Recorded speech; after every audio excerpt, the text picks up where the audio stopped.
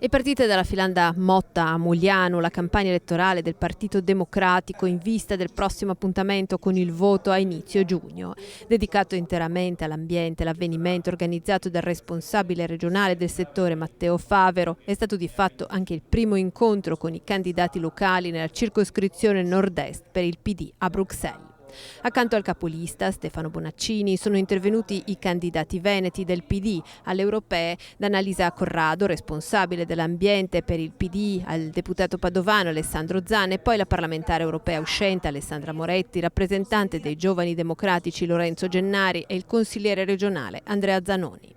L'idea comune a tutti, proprio quella di una transizione ecologica necessaria da incentivare economicamente, come sottolineato anche dal segretario regionale del PD, Andrea Martella. L'Europa deve incentivare, fare delle politiche di investimento, delle politiche industriali, delle politiche che riguardano il territorio, il suo consumo.